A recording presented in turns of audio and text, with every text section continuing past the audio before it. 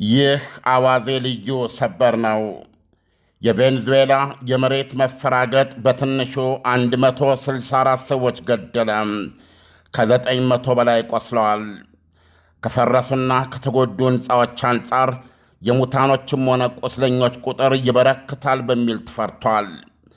ሀገሪቱን የመታት በ40 ሴኮንድ የተፈራረቁ ሁለት በመሬት ንዝረት መለኪያ 7.2 እና 7.5 የተመዘገቡ ርዕደ መሬቶች ነበሩ። የአሜሪካ የሥነ ምድር ቅኝት እንዳስጠነቀቀው የሙታኑ ቁጥር በሺዎች ሊቆጠር የሚችል ይሆናል። ካራካስ የቬንዙዌላ ርዕሰ ከተማ የጥቃቱ ዋና ሰለባ ነች። ተጠባባቂ ፕሬዚደንቷ ወይዘሮ ዶልቺ ሮድሪጌዝ ደረት ጥለዋል። ሕዝባቸው በስፋት ተመቶባቸዋል። አሜሪካና ቻይና ከማንም ቀድመው የራሳቸውን አስቸኳይ ጊዜ እርዳታዎችና እንዲሁም በዋነኛነት የነፍስ አድን ሠራተኞችን ከፍርስራሽ የሚያወጡ አስክሬን ለቀብር የሚያበቁ ነፍስ አድኖችን እንደሚልኩ አስታውቀዋል። ካራካስ በፍርስራሽ ቁልሎች ንቃቃት ውስጥ አድኖን የሚሉ የጣር ድምፆች እንደበዙባት ይዘገባል። ለቬንዙዌላና ቬንዙዌላውያን ዛሬ የሰቆቃዎች ንጋት ነው የሆነባቸው። ከባድ ምሽት ነው ያሳለፉት። ከፍርስራሾቹ መካከል በኢትዮጵያ አቆጣጠር 1957 በፈረንጅ 67 ሀገሪቱን የመታትን ከባድ ርዕደ መሬት ያሳለፈ አንድ ነዋሪ ሲናገር እንደዚህኛው አይነት ምጽአት አይቼ አላውቅም ብለዋል። ክፉኛ ከተጎዳ ሕንፃ ውስጥ ነፍሱን በጨርቅ ቋጥሮ እንዳመለጠ ይናገራል። ያየሁት የሰቆቃ ፊልም ይመስላል ብለዋል። የአሜሪካ ውጭ ጉዳይ ሚኒስትር ማርኮ ሩቢዮ የአሜሪካ ነፍስ አድኖች ገብተዋል ብለዋል። ትኩረታቸው በካራካስ አየር ማረፊያ ይሆናል፣ ክፉኛ የተጎዳ ስፍራ ነው ብለዋል። ቬንዙዌላ ይህ የተፈጥሮ ጥፋት ሳያስፈልጋት እንኳን ለወትሮ ፖለቲካዊና ገንዘባዊ ጭንቅ ውስጥ የምትገኝ አገር ናች። አገር የተናወጠባቸው ፕሬዚደንት ሮድሪጌዝ አጣዳፊ ገንዘብ ፍለጋም ከዓለም አቀፉ የገንዘብ ድርጅት አይኤምኤፍ የ200 ሚሊዮን ዶላር እርዳታ ለማግኘት እያቀናጁ ነው። ሩቢዮ ይህ የነፍስ አድን ቡድን የመጀመሪያ እንጂ የመጨረሻ አይደለም፣ ሌሎች አስፈላጊ ቁሳቁሶች ሁሉ በፍጥነት ይከተላሉ ብለዋል። አሜሪካ ቬንዙዌላውያን በመላ በተለይም የዳርቻ ግዛቶቿ ላይ የደረሰውን ጉዳት ከሰማይ እየቃኘች ሙሉ መገለጫ የሚሆን ምስል እንደምታቀርብ አስታውቃለች። መንግሥት ባለ በሌላ አቅሙ ምላሽ ይሰጣል። ግዙፍ ትልቅ እገዛ ነው የሚሆነው፣ በፍጥነት ውጤታማ በሆነ መልኩ ብለዋል ሩቢዮ እንዳሉት የሰላጤው ባለጸጋ ኳታር፣ ጎረቤት ኤልሳልቫዶርና ቺሊም በየእጃቸው የያዙትን ይዘው እየመጡ መሆኑን አብስረዋል። ቬንዙዌላ ተጎድታለች፣ የዓለምን እገዛ ትሻለች። ፕሬዚደንቷ እንዳስታወቁት ተጨማሪ አደጋ ለመቋቋም ሲባል የጋዝ አቅርቦት በየቤቱ እንዲቋረጥ ተደርጓል። በቤታችሁ ውስጥ አትቀመጡ፣ ውጡ ብለዋል።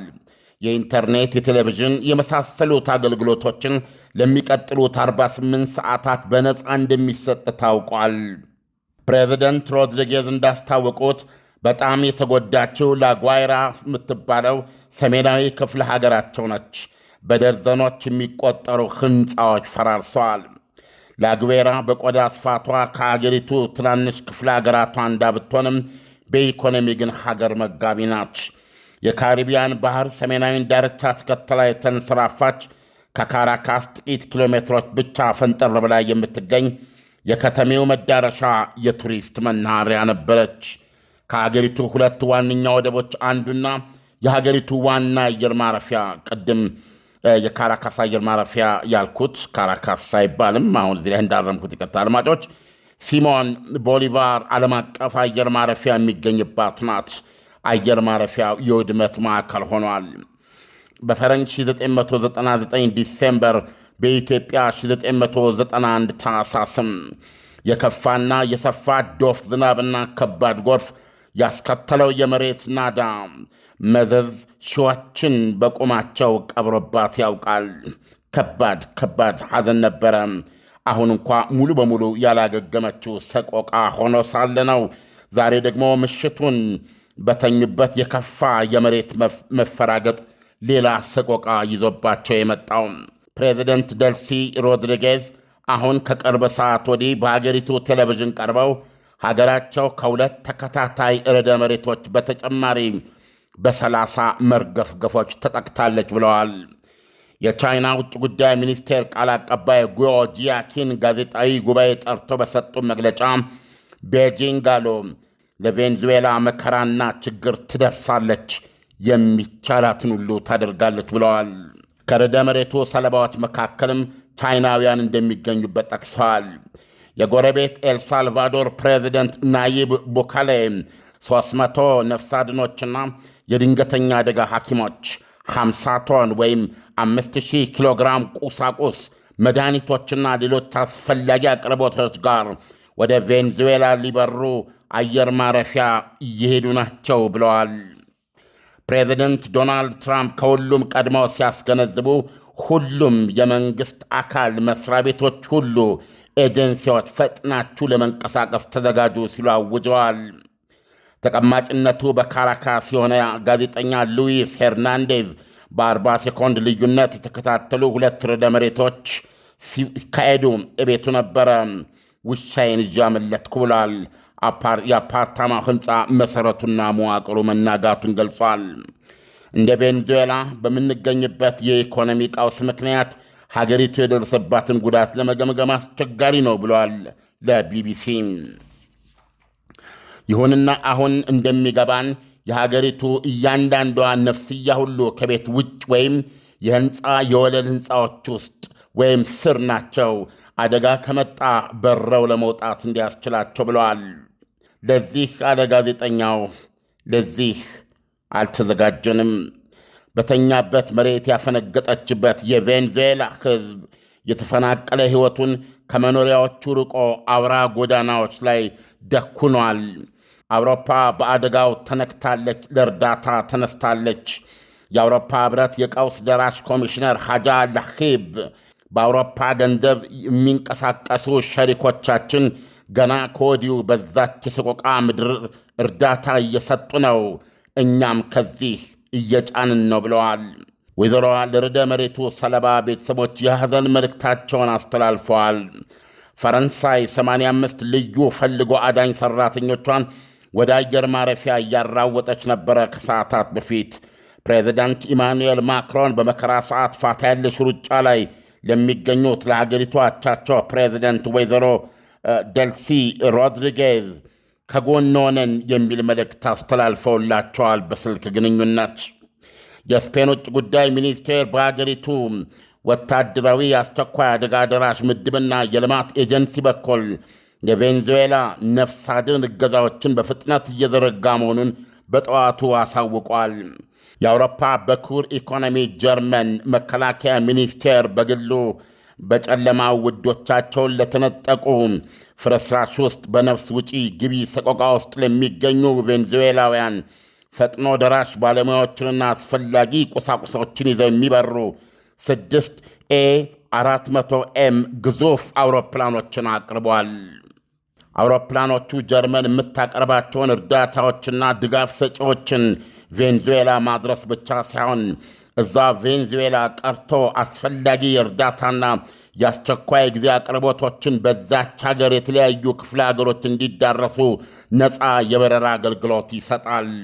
የጣሊያኗ ጠቅላይ ሚኒስትር ጆርጂያ ሜሎኒ የቬንዙዌላ ባለሥልጣኖችን አይዞኝ ካሉ በኋላ ሮም ለወገኖቻችን እሳቸው እንዳሉት አወር ኮምፓትሪዮትስን ያሏቸው ቬንዙዌላውያን ለእናንተ የማንከፍተው ሰብአዊ እርዳታና እገዛ የለም ሲሉ ቃላቸውን ሰጥተዋል።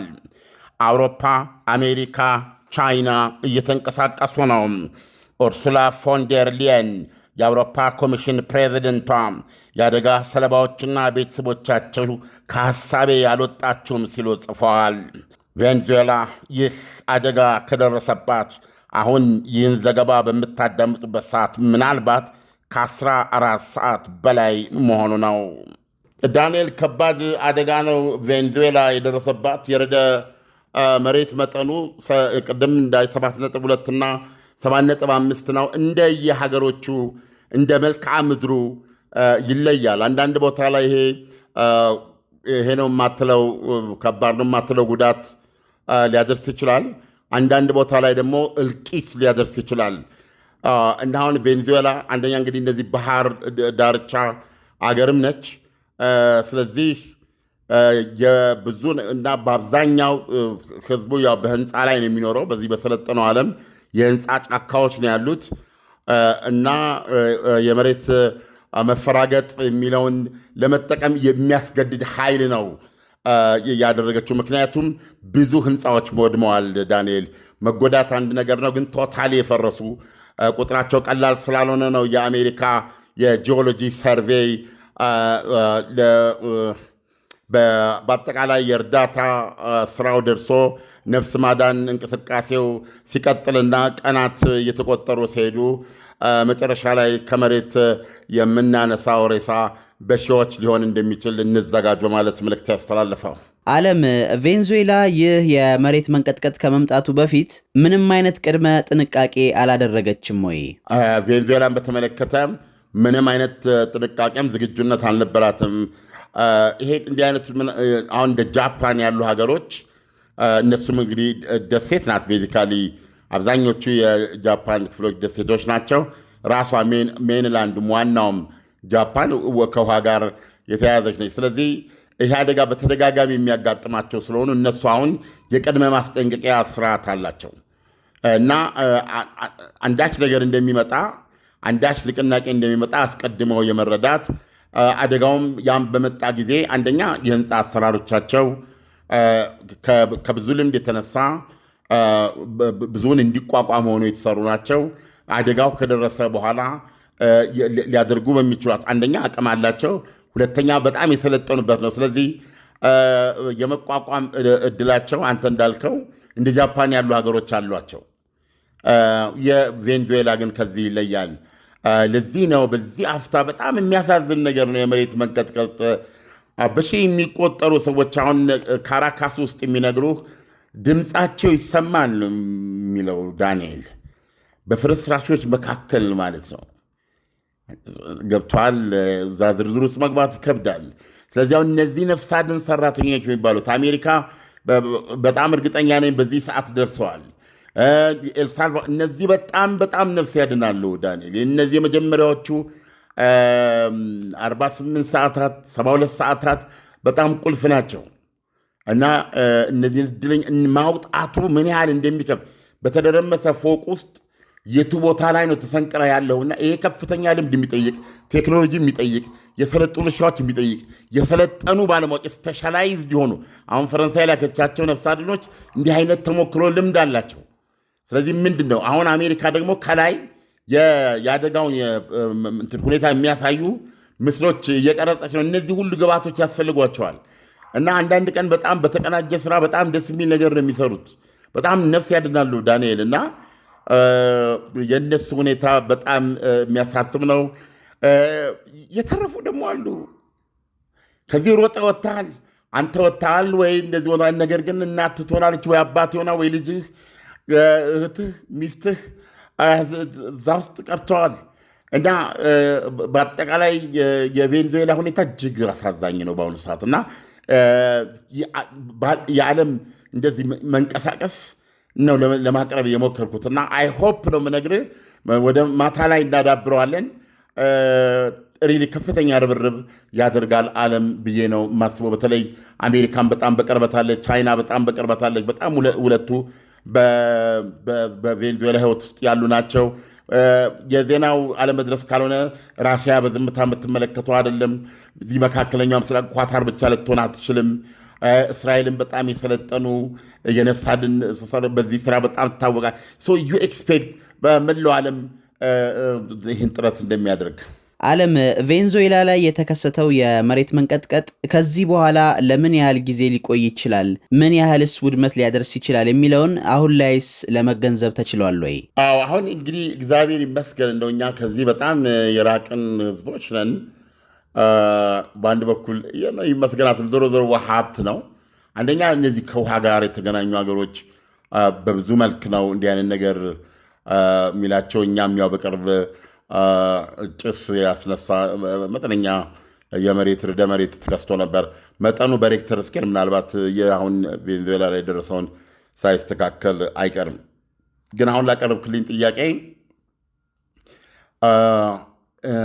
ምንድን ነው የሚለው መሰለ አፍተር ሾክ የሚባል አለ ዳንኤል። እንግዲህ አሁን ዋናው ርዕደ መሬት እነዚህ ሁለቱ በ40 ደቂቃ በ40 ሰኮንድ ልዩነት የደረሱትና ይህን ሁሉ እንትን ያደርጉ ከዛ በኋላ ግን በቃ ከዛ አልቆመም። አፍተር ሾክ ማለት አንዳንዴ ይከብደናል። እኛ እንግዲህ በተቻለን መጠን ሴንስ ሊሰጥ ይችላል የሚል ነገር ነው። ይሄ አሁን ቅድም መርገፍገፍ ያልኩት 30 አፍተር ሾክ ነበረንም እያሉት ፕሬዚደንቱ ያስታወቁት። ሁለት ግዙፍ ርዕደ መሬቶች ከሄዱ በኋላ ለአፍታ እንቅጥቃጤዎች ማለት በጣም መጠነኛ ሆኑ፣ ግን በጣም ብዙ እንቅጥቃጤ እነዚህ በራሳቸው አደጋ የማድረስ አቅም አላቸው። ተነቃንቆ አንድ እግር የቀረውን ሊጥሉት ይችላሉ። ስለዚህ እስካሁን ድረስ መሬቱ አልተረጋጋም ልል እችላለሁ። ይህንን መግለጫ የሰጡት ፕሬዚደንቷ ከ12 ሰዓት በኋላ ነው ከመጀመሪያው ከአደጋዎቹ መድረስ በኋላ በቴሌቪዥን ቀርበው በሰጡት መግለጫ ከሁለቱ ዋነኛ ንዝረቶች በኋላ 30 መርገፍገፎች ተሰምተዋል ነው ያለች። ስለዚህ አንደኛ የመጀመሪያ የሆነውን ነገር ያከፈዋል፣ የእርዳታ ስራንም ያስተጓጉላል። ራሳቸው የእርዳታ ሰራተኞችን አደጋ ውስጥ ሊጥል ይችላል እና ተስፋ የምታደርገው ከዚህ በኋላ ማንኛውም አይነት እንቅጥቃጤ ይቆማል ብለህ ነው እና ከዚህ አንጻር ሌላው ግን ምን ያህል ራሱ አክቹዋሊ የደረሰው ጉዳት ስፋት ምን ያህል ሰዎች ሊሞቱ ይችላል፣ የት ቦታ መደረስ አለበት፣ ይሄን የሚለውን ነገር ቬንዙዌላ በኢኮኖሚ ቀውስ ውስጥ በፖለቲካ ቀውስ ውስጥ ያለች ሀገር በመሆኗ ይሄን መገምገም አንችልም፣ ለእኛ አስቸጋሪ ነው ብሏል ጋዜጠኛው ቅድም ዜናው ላይ ሰምተህ ከሆነ። ስለዚህ አሁን አሜሪካ የሰማይ ቅኝት ፎቶግራፊ እየሰራች ነው። አንደኛ ማግኒቱዱ የአደጋው መጠን ሀገሪቱን ያጠቃበትን ስፋት እና ዋነኛ የአደጋ ስፍራዎችን እና አጠቃላይ ይሄ ህይወት የማዳን የመሳሰለውን እንቅስቃሴ ለማስተባበር ለማቀናጀት እነዚህ አስፈላጊዎች ናቸው።